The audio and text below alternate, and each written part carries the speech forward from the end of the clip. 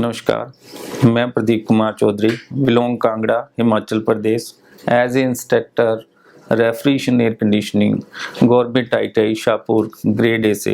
आज मैं स्वरोजगार प्रोग्राम के तहत अपना 12 साल का एक्सपीरियंस आपसे शेयर करना चाहता हूँ। यदि आपने अपनी दुकान को बढ़ाना है, अपना काम का विस्तार करना है, तो उसके लिए सोशल मीडिया है या आजकल जो व्हाट्सएप या फिर आप एक पैम्फलेट छपवा कर भी अखबार के थ्रू बता सकते हैं, या तो आप विजिटिंग कार्ड जो आपकी शॉप के नाम से आप दे सकते हो।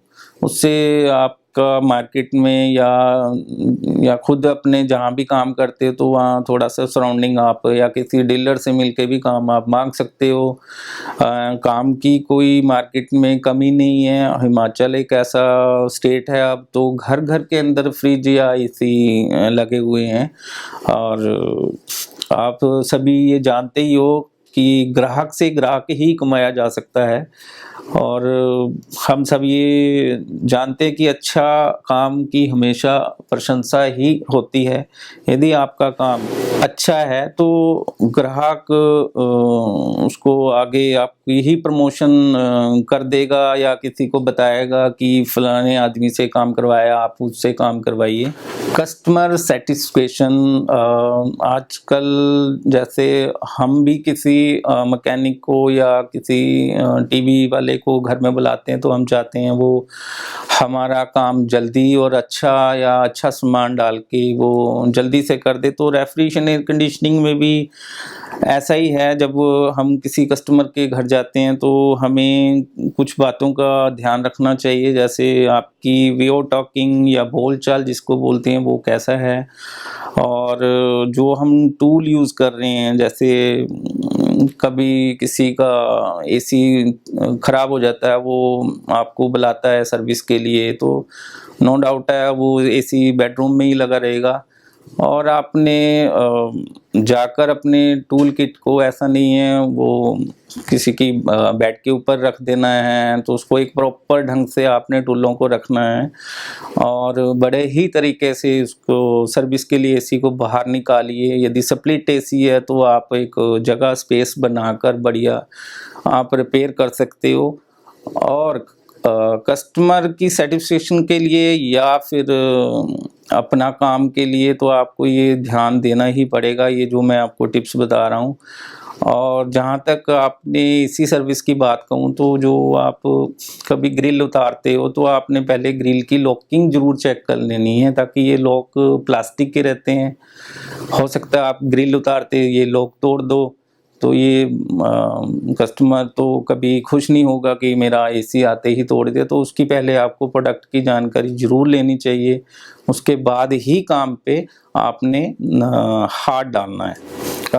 रेफ्रिजरेशन एंड एयर कंडीशनिंग का व्यवसाय जो कि हिमाचल वर्ग के युवा जो पढ़े हैं या अनपढ़ हैं, यह रोजगार घर से या छोटी सी दुकान से संचालित कर सकते हैं, क्योंकि रेफ्रिजरेशन एयर कंडीशनिंग का काम ऐसा काम है जो हाथ का काम है।